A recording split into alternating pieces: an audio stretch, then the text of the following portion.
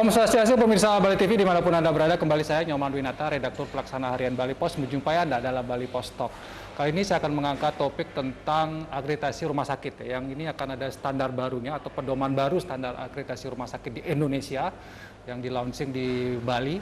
Dan saya akan mewawancarai Ketua Persi Bali, Perhimpunan Perhimpunan Rumah Sakit ya, seluruh Indonesia untuk daerah Bali. Beliau adalah Dr. I Gusti Agung Ngurah Anom. Nah, beliau adalah sekaligus juga panitia di saat launching ini, kick off ini, yang tentu beliau memahami betul bagaimana pedoman standar baru dari akreditasi rumah sakit ini. Kita sapa dulu narasumber kita, Om Swastiastu, Dr. Ngurah Anom Punapi Gatra, karena dan sibuk sekali ini kayak dokter ya untuk mempersiapkan acara ini. Dok, kalau acara ini dilaksanakan di Bali, diikuti oleh seluruh anggota Persi gitu ya, dok ya? Untuk betul. Karena ini merupakan suatu pedoman baru yang dikeluarkan Kementerian Kesehatan. Ya. Tentu ini akan menjadi acuan semua rumah sakit untuk melakukan akreditasi. Ya. Sehingga pesertanya kita batasi, Pak. Batasi sebenarnya ya? Ya, kita batasi karena masih, mohon maaf, ini masih pandemi. Masih pandemi ya. Sehingga waktu kita sampaikan kepada teman-teman Direktur Rumah Sakit Seluruh Indonesia, ini terbatas. Ya, artinya kami batasi sampai 700 karena kapasitas ruangan ini begitu. Tapi ya ada teman-teman yang mohon dianukan di rumah kami, akhirnya kita buka live streaming di bawah. Oh, kita ada live streaming. Jadi artinya biar semua mendapatkan pencerahan dari standar baru ini. Kalau ini namanya kick off dan launching gitu ya, berarti ya dokter ya. Jadi standar akreditasi rumah sakit ini pedoman yang baru berarti. Berarti ini baru pertama kali akan dimulai launching pedoman standar baru ini. Iya. Sebetulnya standar akreditasi rumah sakit Indonesia ini baru ya. Baru dibuat oleh Kementerian Kesehatan ya. Khususnya Direktorat Mutu Pelayanan Kesehatan. Nah, kemudian sebenarnya ini mengacu kepada standar-standar sebelumnya dari BCI, dari standar sebelumnya. Nah, itu menjadi acuannya omongan ini. Jadi terbentuklah standar ini. Nah, kemudian karena adanya edaran dari Dirjen Yankes nomor 133 tahun 2021, nanti pada bulan Februari 2023 itu harus semua rumah sakit sudah terakreditasi. 2023 ya? Mengacu pada standar yang dikeluarkan Kementerian Kesehatan. Oke. Berarti selama ini masih ada rumah sakit yang belum terakreditasi atau sudah terakreditasi tapi akreditasinya mati, sudah kedaluarsa gitu ya, dokter ya? Jadi di Bali saja dari teman-teman rumah sakit itu ada 59 rumah sakit yang sudah kedaluarsa sertifikat akreditasinya. Nah, ini kan sudah karena kemarin masa pandemi ada dari KARS dulu yang memang satu-satunya badan akreditasi penyelenggara akreditasi memberikan perpanjangan waktu. Perpanjangan waktu, kemudian Kementerian Kesehatan juga berperan agar kita membuat komitmen kita akan tetap menjaga mutu rumah sakit. Gitu. Nah, sehingga menjadi selanjutnya kita akan melakukan akreditasi bersama setelah standarnya di launching ini. Oke. Dok, tadi 59 rumah sakit itu di Bali ya, yang akreditasinya kedaluarsa.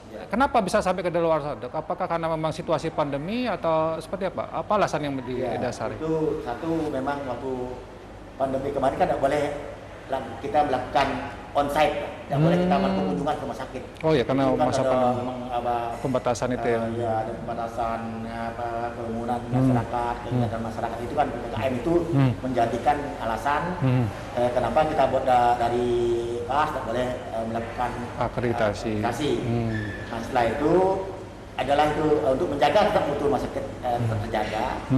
Dan tadi ada syarat-syaratnya, rumah sakit membuat komitmen menjaga mutunya. Jadi diperbolehkan. Nah, sekarang sudah tidak lagi, karena sudah ada regulasi aturan baru dari Dirjen Yankes. Mohon ini pandemi sudah landai. Sudah landai ya. Kemudian nanti di sini ada boleh daring, boleh luring. Di ketentuannya begitu. Oh, ada di aturannya, boleh, Mbak. Boleh daring, boleh luring gitu. Pilihan rumah sakit. Tapi tapi tetap akan ada kunjungan karena itu akan fakta di lapangan apa yang bisa dilihat. Oke. Berarti nanti Februari 2023 harus wajib semua sudah diakreditasi lagi ya, Dok ya. Kita menyinggung sedikit tentang aturan baru, pedoman baru ini. Apa yang membedakannya pedoman yang baru dengan yang lama ini, Dokter? Wah, itu mohon maaf Pak Winata ya, itu memang belum bisa dibuka gitu. Oh, belum bisa dibuka ya? Itu kompetensi dari ranahnya Kementerian Kesehatan. Menteri Kesehatan ya. Tapi setidaknya kita sudah tahu bahwa mungkin kisi-kisinya ya. Kisi-kisinya mengacu pada standar sebelumnya. Standarnya di rumah sakit itu manajemen atau tata kelola rumah sakit harus bagus. Kemudian itu ada dua, tata kelola klinis pelayan pasien harus bagus. Nah, kemudian ada indikator mutu. Indikator mutu. Indikator mutu tekan Kementerian Kesehatan harus diikuti. Di mana respon time pelayanan, bagaimana standar di masing-masing unit itu ada. Yang ketiga harus fungsi aspek sama. Aspek itu adalah fasilitas rumah sakit seperti apa. Ada alat, ada SDM itu yang harus dilengkapi oleh rumah sakit. Sehingga itu diskusinya, sehingga tujuannya adalah bagaimana mutu dan selamat pasien rumah sakit bisa kita terjaga, sehingga kuranglah insiden-insiden seperti dulu, insiden kecelakaan pasien, salah sisi, salah identitas pasien itu sudah semua berfokus pada pasien, itu intinya. Semuanya lebih berfokus pada pasien ya. Ya kalau dulu kan dokter, kata dokter ya, sekarang kan pasiennya punya hak pasien. Diberikan edukasi setelah diperiksa, diberikan konsen, dirawat bersama, ada manajer pasien dan seterusnya sampai pasien pulang, siapa yang nangan di rumah, itu semua dalam standar ini. Oke, ada perubahan yang cukup mendasar juga ya berarti dokter ya. Jadi antara dulu kalau semua ditentukan oleh dokternya, sekarang ada hak-hak pasien juga yang harus atau wajib diikuti oleh rumah sakit gitu berarti dok ya? Persisnya seperti itu. Ya. Nah bagaimana dengan akreditasi? Apakah memang akreditasinya akan dilakukan oleh satu lembaga saja atau ada perubahan-perubahan yang lain, dokter? Iya, untuk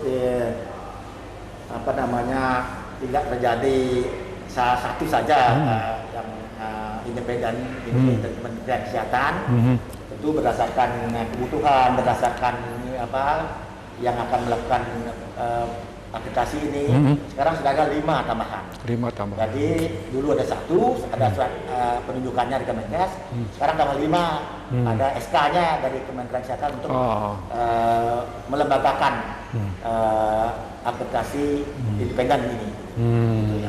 Nanti kita undang juga, agar tahu standar ini. Kalau dulu hanya 1 lembaga yang melakukan fungsi dari akreditasi itu istilahnya dokter ya, sekarang sudah ada ada tambahan lagi 5, berarti ada 6 lembaga akreditasi yang akan melakukan fungsi itu.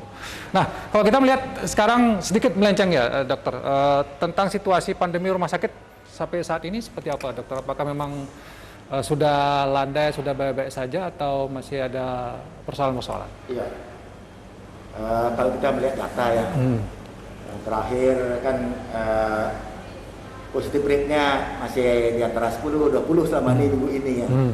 Kemudian okupansi rumah sakit, BOR, jadi keterisian tempat tidur itu hanya di bawah 5%, 3-9%. Nah itu kan sudah landai dari sudah sangat melandai dari sudah 2 bulan yang lalu. 2 bulan lalu ya. Melandai. Jadi namun demikian ya, selalu ada namun demikian dari Kementerian Kesehatannya ini muncul hepatitis baru ini gitu. Itu kita tahu penyebabnya. Rumah sakit lagi mendapatkan tugas gitu. Tugas ya. Sehingga ya kita versi terus memberikan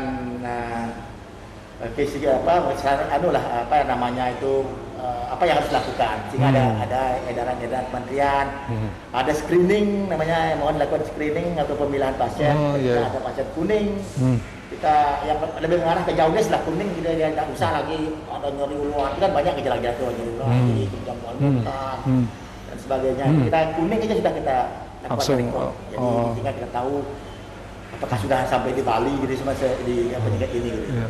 Tapi kalau selama ini pantauan dokter untuk hepatitis akut belum begitu menonjol di Bali ya dokter? Iya. Untuk teman-teman rumah sakit di Bali belum ada ya sampai? Belum kami ya, Sukaro sebesar ini yang mudah-mudahan tak sampai ya. Ketika kami ditugasi oleh edaran daripada Dirjen itu juga satu melakukan screening, kedua melakukan evaluasi data daripada Januari sampai bulan sekarang apakah ada pasien jaundice, kemudian melaporkan. Jadi pelaporan ke Dinkes satu, ke Dinkes provinsi, kabupaten sudah masing-masing rumah sakit sudah siap gitu. Jadi sudah siap, selalu siaga lah. Mudah-mudahan tidak ada di Bali ini penyakit yang hepatitis akut ini karena memang kejadiannya kan awalnya di Eropa, di Israel gitu. Kemudian ada di Eropa, kemudian sampai ada juga di Jakarta. Sampai di Jakarta itu kan masih tetap ada pendalaman sekarang belum saya.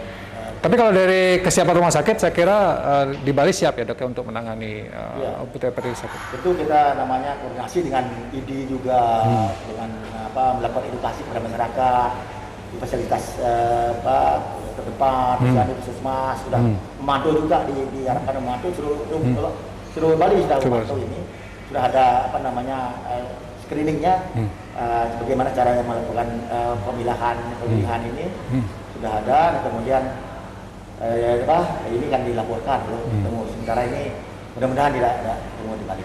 Oke, baik. Sebagai closing statement dok, karena waktu juga membatasi kita, mungkin dari dokter berkaitan dengan akreditasi pertama, mungkin ada hal yang dokter ingin sampaikan, terutama kepada rumah sakit dok di Bali, dan juga mungkin kepada pengertian bagaimana pasien-pasien rumah sakit di Bali, mungkin dengan pedoman yang baru ini, apa yang mesti mereka lakukan dok? Iya, baik. Sebagai statement closing, artinya kami sangat berharap, artinya dengan adanya pedoman baru ini, semua direktur rumah sakit dan jajarannya untuk bisa mengimplementasikan standar ini segera. Standar yang baru ya? Jadi kemudian belajar, kemudian mengajukan diri kepada Kementerian Kesehatan untuk dilakukan survei. Nah kemudian karena di Bali ini luar biasa Pak Binato. Kenapa di Bali diadakan cara ini? Satu karena memang Bali sejak pertama kali mendapatkan status akreditasi dari pusat. Kemudian di Bali ini hampir 100% sudah terakreditasi terbanyak di seluruh provinsi Indonesia. Jadi makanya di Bali kita dapat kesempatan hari ini. Karena itu. Ketiga sudah ada yang terakreditasi internasional, baik daripada GCI, dari Joint Commission internasional di Kanada, misalnya di Amerika, maupun yang di Australia. Internasional sudah. Ya. Jadi seperti itu yang kita harapkan. Mudah-mudahan dinas kesehatan ini kita bersama-sama bisa sama Persi. Bisa membantu, membina dan mendorong rumah sakit segera bisa melaksanakan standar ini. Jadi kita akan bantu dari Dinas Kesehatan melakukan pembinaan, versi juga masing kalau masih belum paham terhadap standar ini. Oke, itu Pak. Oke. Siap. Terima kasih dokter atas waktunya dan penjelasannya tentang akreditasi rumah sakit yang pedoman yang baru. Menarik untuk kita kaji bahwa sebenarnya di Bali ini sudah punya catatan yang bagus. Mudah-mudahan ini bisa dipertahankan semua tingkat akreditasi dan semua memiliki kualitas yang lebih baik lagi sehingga pasien-pasien di Bali yang dilayani di rumah sakit mendapatkan pelayanan yang terbaik. Demikian Bali Post Talk kali ini saya ucapkan terima kasih atas pertanyaannya. Saya tutup dengan promo Santi Om Santi Om. Terima kasih, sampai jumpa.